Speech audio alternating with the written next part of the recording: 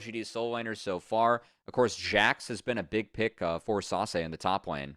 And Talia, really big for XQW2. And my God, Gwen, Naafiri, they're both up, Raafaa. You So it's a gotta imagine the trade. one's gonna be chosen. It's a Also, gambit. Ezreal. Ezreal's on Yeah. the board. Really big pick for Taeyoon, as we were teasing so far. I actually like this from LGD because Rumble's up. you're willing to take the gambit and you're going to get 2 power picks for the price of 1. So WE contemplating which one would they rather have on their side, and I think given who has been performing better in those moments, I think you can have more faith in Monki with the Naafiri than having faith in Cube on the Gwen. But for LGD, I think Sasa having Gwen in his hands is just a really strong way to open up this game 1 for LGD. It is. I'm kind of down for trading the Fury and Gwen. I will say, like, with all the power picks that are available, I don't think you can necessarily play Rumble into Gwen. So very much dissuaded from taking that. But of course, Jack's off the board. That is one of the picks available into Gwen. The only other one that's really popular is Ambessa. That being said, Rumble just going to be snagged, which I find quite interesting. And then also a Rise being snagged. One of the better pairings. I do like this one with the Fury. That makes a lot of sense to me.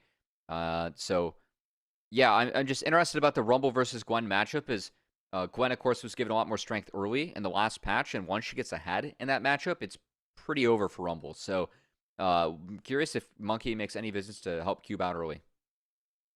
I'm still not sold on Vi being picked into Naafiri because if the Naafiri is patient enough and the Vi Yeah. wants to focus the Naafiri, you can just cancel the ultimate with your W. So I've actually been more of a fan of junglers picking Poppy into Naafiri because you're not Yeah. waiting for Naafiri to go untargetable.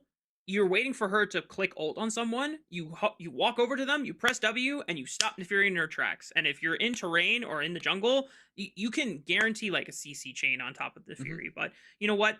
LGD, obviously, we know that Vi, regardless of Naafiri, has been, a powerful and reliable execution tool for a lot of these teams, especially the ones that are not performing at the top of the table, like our other group ascend teams that have already qualified so far. And there's going to be other threats that you can lock down with the Vi. It's not just Naafiri, but looking through, I like that LGD have already pointed out, hey, Taeyoon, we noticed that you really like Ezreal. Sorry, dude, you're not getting him in this first game.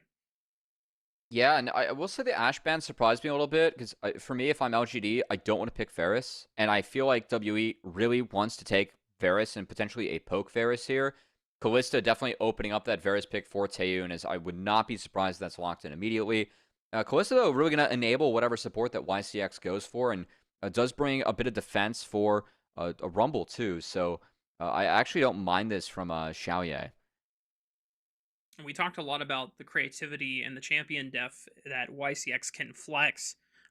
Even going through his LDL games, there's been some, crazy options that this guy has busted out. Obviously, the most crazy one that we've seen in his tier 1 play so far is that Seraphine.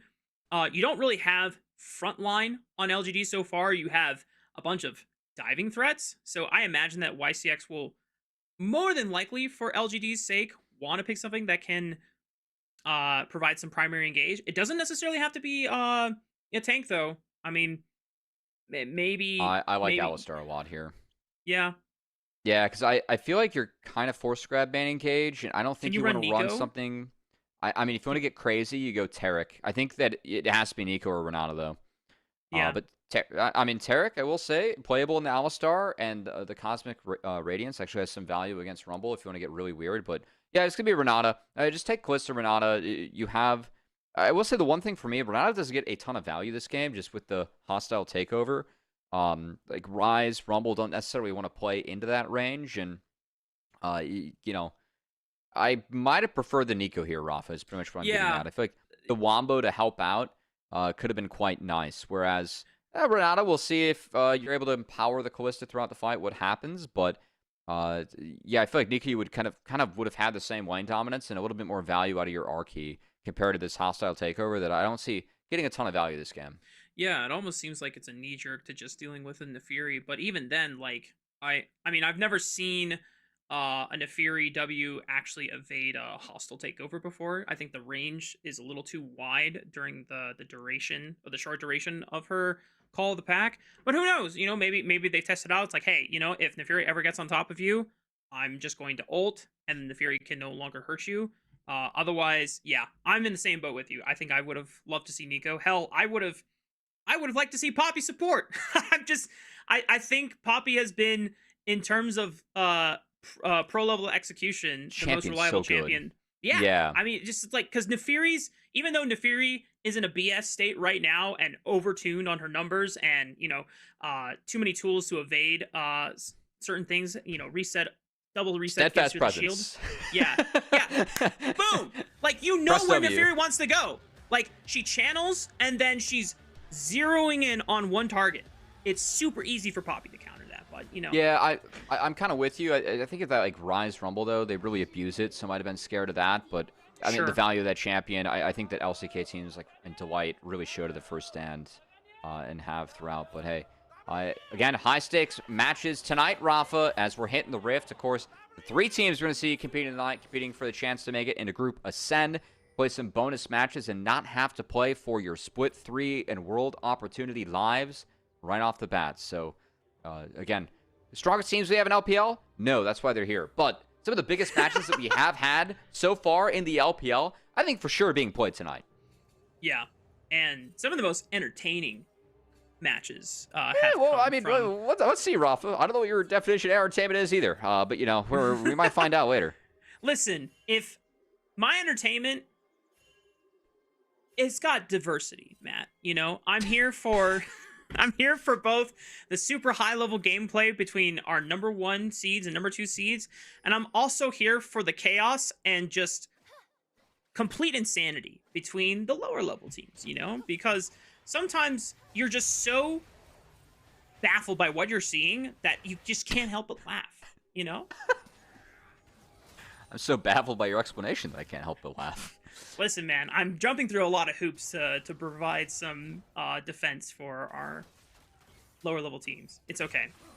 LGD already trying to establish lane control in the spot lane against Taeyoon and Vampire, and yeah, this hasn't been played out super well, as YCX did hit the double, or only a single E, and it was actually defended pretty well by Taeyoon and Vampire, who are off to a decent start in this lane. Taeyoon just going to be forced again. It is double range versus an Alistar, who was pretty useless level 1, so Taeyoon relegated to picking up what he can, but so far so good for him. Meanwhile, Nefiri and Vi both going to be working their way up towards the top side, Raafaa, so a lane that I really feel like Cube is going to have to make a dent in early, and of course, after the Gwen changes, I got to say, a lot of the strength was given to her early game kit. I'm curious to see if it ends up shining in this 1v1, as Sasi did end up going for the exhaust, so game plan there. When Cube overheats, drop that exhaust and make sure that you dodge out of that big burst damage that Rumble can deal. Yep. And so far, just based on the overall games we've seen from both of these top laners, Sasa has had many more high-level moments and standout games. I think he has been able to net himself a couple pogs throughout this year alone. Well-deserved. I don't think it was on the Gwen, if I remember correctly, but Sasa... Was Sasa our top laner that blind picked Gnar, and we were all like, are you sure about that? And then he was like, yeah, I'm sure about that. And he kind of pump stomped the team that was playing at. I potentially in Split 1, not in Split 2. He's yet to play the Gnar, but yeah, I'm curious to see how this Gwen goes. I might be thinking about another top laner. I think, yeah. Darn. I mean, we did see some sneaky Gnars come back, especially against the blind Cassantes. Of course, Gnar, definitely a champion that was hurt by the lane swap meta. He wants the 1v1s back, which he does have, and right now, Sasa winning the 1v1 against Rumble. At the moment, Rumble, got that bounce back, so things a little bit closer to even. Full clears off the bat to get a benefit Nefiri a little bit more. And quiet map state. Kick this one off, Raafaa. So, kind of curious where we get the first bit of action. Gotta assume it's going to be Grubs, or maybe it's just the top lane, as that is an overheat, and that's a low Gwen. Sheesh. I mean, thankfully for Sasa, Monki is nowhere near the top side of the map. I don't think Karis would take a chance to look topside and try and really put Sasa under pressure and force him to back off the wave. So even though Sasa, forced to use the exhaust, will be able to catch the last scraps of that wave and get a chance to TP back. Yeah, will be first base advantage here for Cube, who also might be able to walk back. Again, Grubs, I actually really like the fight. I think it's very favored for Karis and Team WE. Rise really strong in this early game. XQW will potentially have access to that ultimate, but I think going up against a Rise Rumble combo doesn't sound very appealing to me if I'm LGD. Yeah, not ideal. Oh. I'm curious to see. Oh my goodness, this is a really proactive rotation. I do like this from WE. Of course, Rumble was able to save the TP, so now Sasi is kind of stuck. The bummer is that you give away the first dragon, but frankly, against the Kalista Murata lane, this is kind of like quite frankly the game plan. So, trading resources, trying to set behind this Gwen. Rumble going to be a lot happier in this 1v2 scenario than the Gwen herself. So, I like this from WE. Yeah. I mean, they already know that there's no point in trying to contest a Kalista lane for setup on Dragon, so they're proactively trying to get the jump start for the first Grub rotation, and because Sasa is not necessarily jailed, but it is pretty hard for him to move, LGD is trying to find a way that they can actually leverage support back over to Sasa in this top lane, so that they can actually set up and contest for the first round of Grubs. Climber's going to get some nice info here as the Varus Alistar have rotated into mid, which gives Sasa free access to that top wave, despite being down numbers on this side of the map. It's kind of a weird one right now, is both mid and top are being shoved in, but oh boy, TP coming in. Big fight. That TP advantage from Cube is going to pay big dividends here for WE. That forces LGD's hand to run the heck away, and YCX, without Kalista not being level 6, no way to get out of this one alive. That's first blood going over to Taeyoon's Varus. It is. The one issue I have is so much is being invested into these first 3 Grubs. I mean, Taeyoon's kind of been running around the map. The WE are not picking up waves. Look at this lead that Kalista has. A lot of it was before this, but like there was a wave top that died in order to pull the play off, and then you're seeing that wave bot die. So yes, 3 Grubs are secured. Yes, a kill is secured, but a lot invested by Team WE, and something that LGD might be able to punish is really only YCX actually burned summoner spells for that fight. And take a look back at the replay as soon as the TP comes in. I mean, it's a nice setup. And Vampire, Pulverized Flash, it actually lands at YCX. Let's go, WE!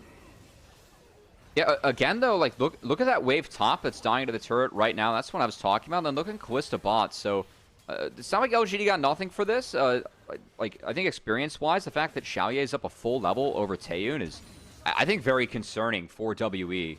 Poke Varus really matters if you are able to pick up levels. I mean, you're using abilities, right? Putting a bonus points in that matters a lot if you are Varus. So, Matt, I appreciate. We'll see what they can do with 3 Grubs. I'm coping very hard. I know. Yeah, I mean, I appreciate you're also like grounding me, because you did just hear me compliment Vampire after. It was nice. I didn't believe my own self saying it, but the fact that Vampire was able to find a nice look there, I was just, listen guys, if you've seen the WE games, we don't need to say anymore. So this is already like a massive boon for WE in game 1. Damn, we're just going in on Vampire. Frankly, rightfully so. It's been a little bit tough for Vampire this split, but still, opportunity to bounce back here. I will say, as we have gotten back out onto the map, WE has leveled some of these lanes. There is a little bit of lead for Monki, so not all bad. Just think that WE, again, they burned a lot for the first 3 Grubs, didn't really get a lot back. And I do like the scaling of LGD throughout this game. Decent look from Cube with the equalizer. Only tags Sasa just a hair on the bottom end of that play. Oh, I don't know if Sasa wanted to go back in. Was trying to greed for the minion wave, but realizes that Monki is here for the play. Using the last needlework cast to catch any straggling minions, but Monki wants to see if they can actually force this dive. And because you have your W untargetable, it is possible. You tank it first, and then as soon as you can tank no longer, you drop the aggro with the W. Yeah, do you want to say while this is going on, oh, we're going to have a TP out from Sasa. No way to stop this. Nice. Guess what? There was a kill that went down on the Taeyoon in the top side while all this was going on. So Taeyoon goes down. Look at that. Down a level and a half now to Shaoye. And yes, they deny this wave. They get a couple plates for themselves on the bot side, but that lead in the bot lane that are up top right now is getting a little bit concerning for Team WE. Yeah, as you alluded to, this is the kill setup that we get. It's actually just started by Shaoye in a 1v2, just putting the pain down with these spears, but because he's an overall level up on Taeyoon, the base stats does matter. And poor Vampire just said, yeah, you're dead, bro. I can't save you. That was an every man for himself scenario as Vampire. I mean, he has no flash. He just got access to 6. But he said, good luck, Chuck. Taeyoon, we'll see you at the gray screen. I'm pretty sure I've seen you do that to Mazel in some of our games. Well, that's a little bit different. You know, anyway. Wow, what a bizarre way for that play to play out, but that was low-key kind of awesome. That play just went down for free. XQW was not able to secure dinner down bot lane. Meanwhile, our bot lanes keep on shifting around. They find themselves mid, still advantage for Shaoye. And Climber and Monki both hovering here, as you might see. Some horizontal, it's a vertical jungling, never mind. Raptor's going to be taken. Climber going to take the second dragon. All right, that was fun. Never mind. Raptor goes to Shaoye. Big win. Yeah. Did he cast Fate's Call? Is that what I saw? Yes, it was a Fate's Call, and then he queued the Raptors. Also, Raafaa, I just want to say, nothing's happened to this game, yet it already feels drunk. 6 grubs, give it over, baby. I feel like, you know, one of us needs to call in and remind us, like, hey, guys, this is a chance to get into Group Ascend and escape Nirvana, you know? Just, man, you know, obviously we're memeing, you know, but this game already kind of feels awkward. I'm not. That said, Sasi, no, exhaust escape this one. Okay, well, at least Vampire can lead the charge with turret aggro, and the ultimate will ensure that he does not go down while doing so. It was essentially 4 men committed to the play on the top side, and we're going to see once again the retributions of how much is too much for WE committing to some of these side lane plays. Yeah, but I mean, this time around, it's 5 grubs, right? So this turret's going to melt. I do like this play because you have such a big grub advantage that you can just melt the turret and try and play for first brick, which would nearly secure them feats. So okay. Team WE continue to play with direction. Doesn't let them first brick. Where are they on feats? They've got 2 kills for themselves, so 1 more kill. They need that last grub. If they get the last grub, they've got it. Oh, wait, no, I lied. They just need 1 more kill. Yep. Yeah, that's on me. Last grub gets them another step to the feet, though. As, yep, they're pointing that one out. I guess that, was that grub just mean? Maybe. I'm curious why WE have not actually gone for this last grub. They could get 2 void mines with that one. Yeah. Are they just I mean, they made the play top. Yeah. It was the dive and first brick. That's okay. That's good. It's all fine and dandy.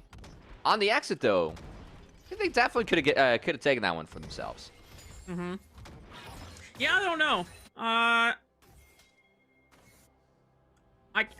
You know what? They're getting it now. You know what? Monki got Return to the scene of the crime, baby. And he's like, you know what? Has anyone taken the grub? No? All right, I've got some time now. You know, I can make it work. Feels Spawn like more pets. Woo!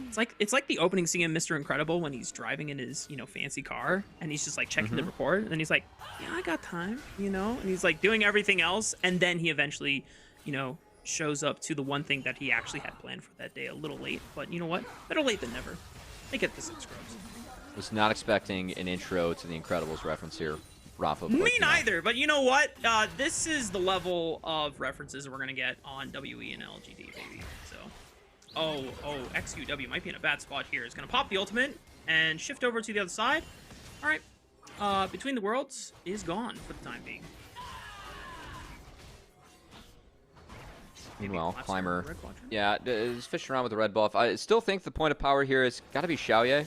So LGD, for me, kind of looking at the Callista to bridge them to the later stages of the game where Gwen is going to be much stronger. Of course, Gwen pretty far behind right now against this Rumble Cube with the help of Monki on the Nefiri and some ganks thrown at the Gwen. They have kept this Gwen down.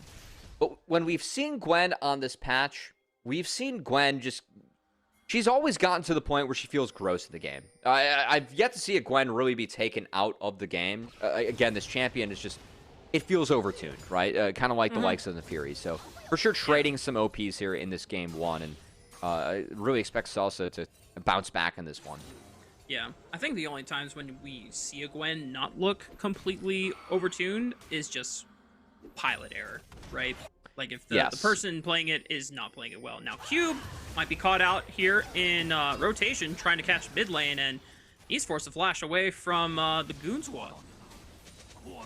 Yeah, Climber gonna trade off for flash. Meanwhile, though, Karis was able to pick up the bot outer. Again, this is a 6 grub game, and I gotta say, still, I feel like the highest level of pro, when 6 grubs are secured, it's pretty hard to win the game. If you are the other team. So LGD going to be fighting an uphill battle. I was quite surprised that they opted into dropping the second grubs for free. I thought that we would see a potential fight there, but really going to try and lean on the scaling that their team has, which really is in the hands of this Gwen for Sasi. Yeah, definitely seems like the more patient and the less action that happens on the Rift for LGD, the more they are benefited, which is not normally something I expect to hear out of a team that's running Kalista. But as you already pointed out, Kalista is serving the purpose of being a bridge from early game to late game, right? For the other carries to come online. I mean, hopefully that's the goal. I'm kind of concerned, though, for LGD. Like, they have some scaling aspects. Like, I think Gwen and Aurora are okay. And then if Kalista's able to fight, if you stack up those Rens, I mean, you can drain tank, I think, through what Team WE is packing. I just think that it's going to take a really long time for LGD to get online. And I don't know if all the scaling they have is like necessarily worth it or enough to break what's going on. It just kind of exists, right? It's not like it's scaling where it's going to like just be guaranteed that, okay, like if this goes way late, like they're going to break them, like for sure, right? So that said, LGD going to try and poke out Vampire. This Dragon is likely to go down to Team WE, but we'll see if they fight afterwards.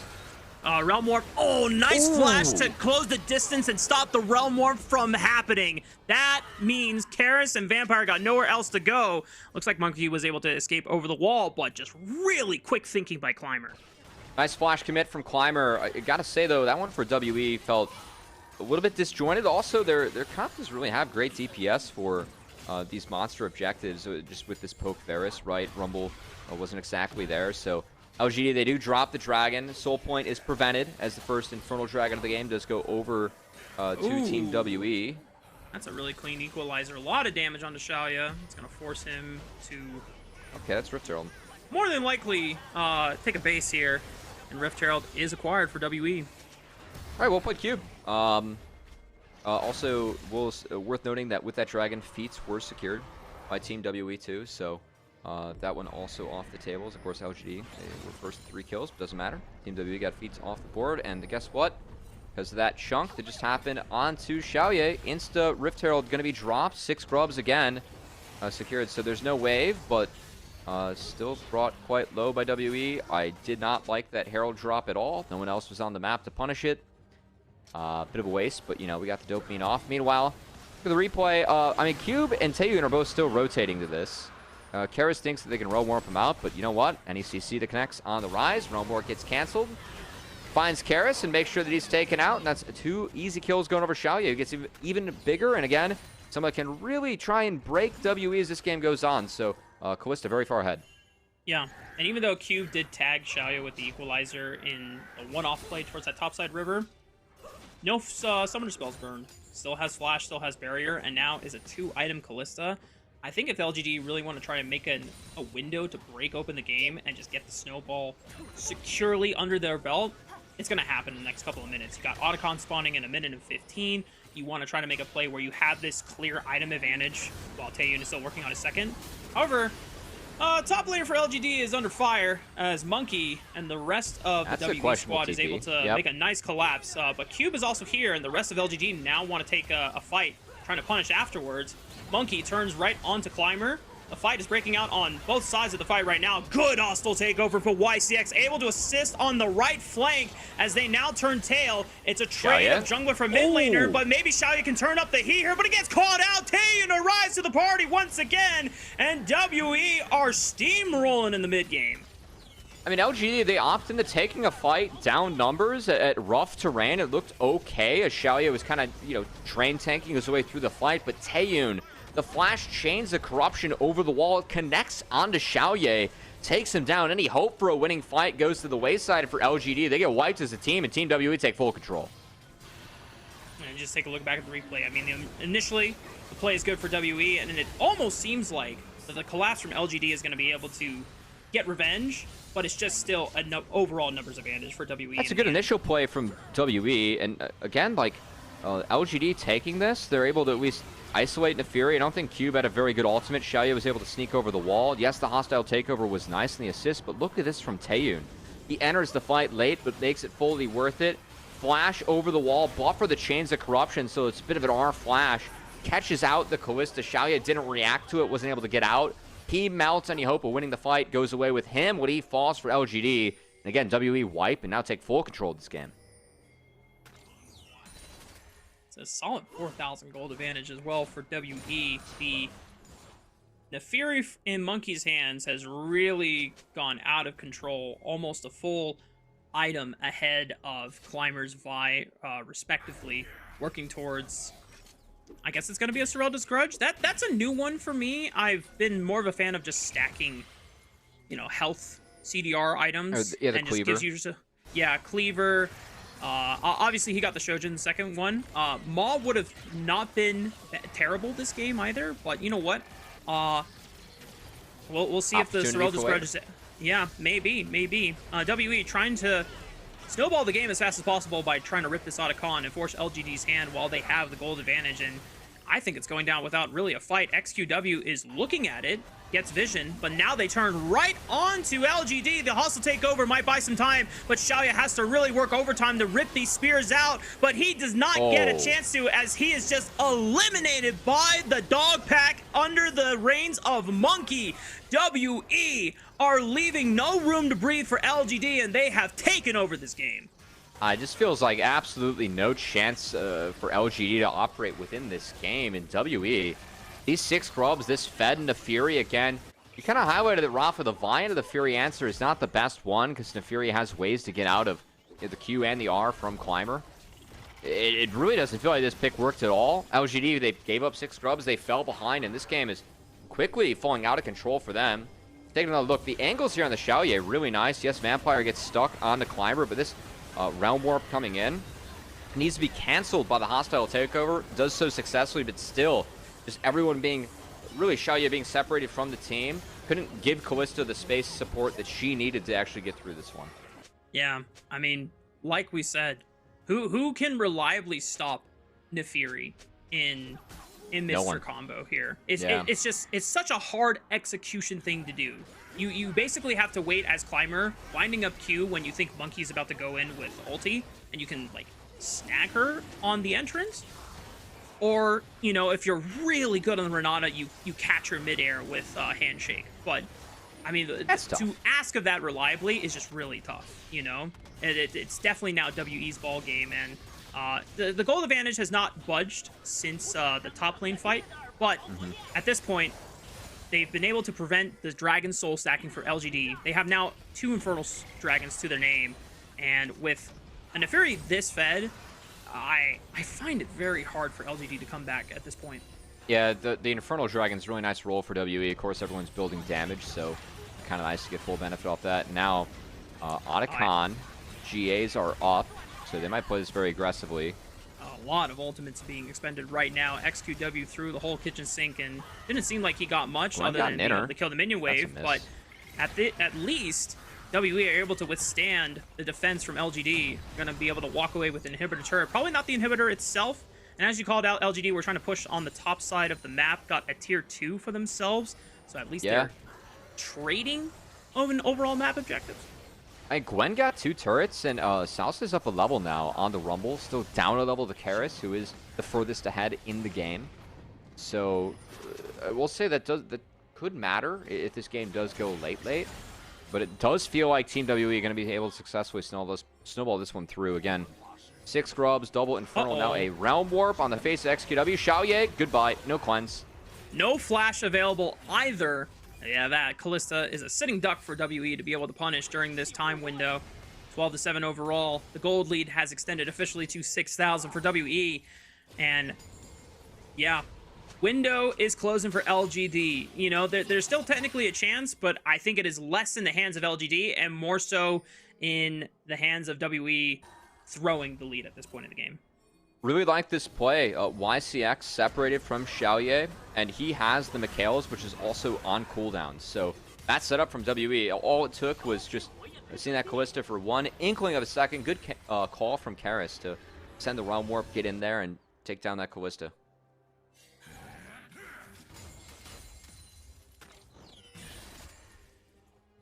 Mana completed by Taeyoon, fully stacked.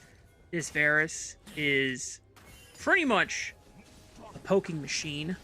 You give him a chance to walk up and start sieging onto the towers of LGD, and if they are not able to immediately start engaging onto this guy, he's going to rip many health bars apart, especially considering there's not much armor being built on a majority of the carries here for LGD. Yep. So the poke from Varus is going to be really, really damaging.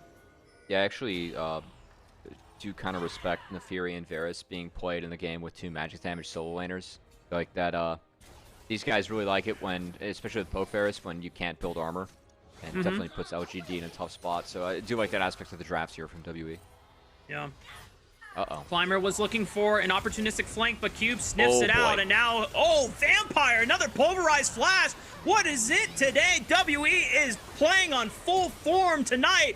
They knew what the stakes were, and they were not going to let game one go away so easily. It's in their hands, and LGD are on the run as Vampire sends him back to the fountain. WE taking 4 off the board, and I don't think Shasta is going to be enough to defend against WE.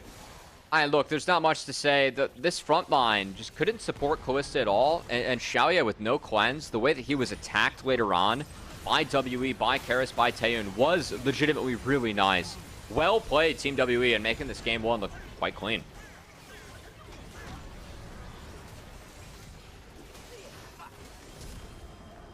Well, Matt, this changes my expectations. I don't know about you, but I think this changes how we perceive the rest of the series going. If it at this state, I don't know. I mean, maybe, you know, LGD have the mental fortitude to be able to shake off game one. They don't have to deal with Neferi anymore. They don't have to deal with even being concerned that Gwen is going to be contested because this is Fearless. Those champions will be off the ban table. But I'm just much more convinced by WE's play right now than LGD. And even though we had a lot of hype for LGD going into this series, it's hard to defend.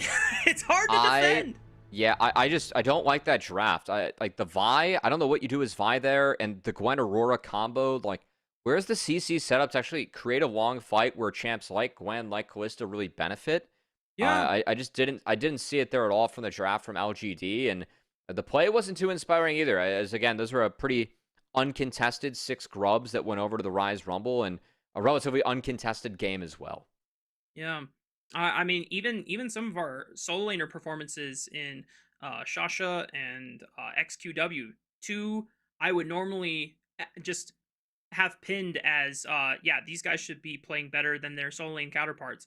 You know, I don't think necessarily XQW played worse than Karis in particular, but you saw that Shasha was getting the business from Cube's Rumble early on, was kind of already losing pressure, forced to TP away. And even though you pointed out both the benefits and the disadvantages of the TP advantage play they made with Cube for the first round of grubs, I just appreciated that WE seemed to have a really solid game plan and really strong direction for the game. Whether it was the correct thing to do, maybe in a different universe, LGD is able to punish that with the amount of waves they actually picked up for Shaoye, right? But for me, it looks like WE knew what they wanted and were proactive with it. And I think if you're doing that as a team, you're already a step ahead of the other team that is kind of playing more passive and reactive to the map. Yeah, I really like the Realm Warps from Karis. I feel like he really wrapped up the game quickly with some of those, and the focus they had on the Shaoye. Again, this Callista pick, it did get really big, but look at that damage chart. Just the inability for Shaoye to really auto just because of the Rise, the Alistar, the Varus, and the no cleanse too from Shaoye. It felt like YCX wasn't really in position. We saw him get yoinked in by the Fate's Call, which was needed to the peel, but then was never able to actually get a Mikhail's off onto the Callista because he was stuck, a couple awkward moments there from the bot lane, and frankly, a pretty uninspiring game there from LGD, and what continues to be a bit of a struggle for the split. I still don't. I did not like the Renata there. I even the hostile takeovers that were kind of impactful. Raafaa, it just felt like Renata wasn't able to buy any sort of space for Shaoye whatsoever. Yeah, we alluded to it, right? I mean, it seemed like the hostile takeover doesn't take advantage of any of the champions that get afflicted by it, because Rise auto attacks, okay, cool. Yeah, that's going to hurt me. If you happen to catch Rumble while he's overheated, then yeah, maybe the auto attacks will be, damning. But even that, it's just like one use, right? That's one chance to buy space, whereas Alistar, like every time your combo's up, right, you can make an impactful play. And again, LGD, like when you have Vi Renata, that combo, and then no CC really from your solo laners, it's just not enough. And when they get behind like that, it made it pretty easy for WE to run them. Yeah, I mean, I'll tell you who was a big benefactor this game. Monki, just not only being given one of the two broken over 2 champions on the patch right now between Gwen, and the fact that Monki was never contested, never challenged. It wasn't really a game drafted by LGD to actually, contest and hold down Monki. So the question came down to how well could LGD snowball Xiaoye's Callista and then get him to a point where even if Neferi is jumping on you, you can, kite out the kind of the slipperiness of Neferi. The answer was no. Like, Monki just got way too insanely fed. Astronomically fed. Yeah. And then there's just a certain item breakpoint where you can't kill Neferi fast enough before she kills you. That dog was eating good, we'll put it that way. Yeah, the dog was definitely eating good. And unfortunately for any Neferi enjoyers, which I might be the only one, here, we're not going to see it for the rest of the series. But player of the game graphic, I mean, this might sound... it looks like Cube was the vote, by the way. I think Cube is definitely going to be the big one, because I think that solo advantage that he got against the Gwen in the top lane pretty much opened the map and gave WE the direction they wanted to play for. And even though talking to some of the more historied LPL alumni on this broadcast crew, like Mazel, who has talked, a lot about, Cube loves his counter picks. Well, he got a counter pick in the Rumble. And, in one of the few times the split, he actually made strong use of that counter pick. It was a big boon for WE and the way they played the map. Yeah, I know that we're still kind of teasing the Pog, and you're arguing Cube. I'd say Raafaa. I actually would vote for Vampire on that one. Yeah, that was... I really would. I mean, it's going to be the dog. Too. Yeah. It's fine. This champ's OP. It was played well by Monki. We don't want to take away from him. Vampire had some nice plays. He did. He did. He did.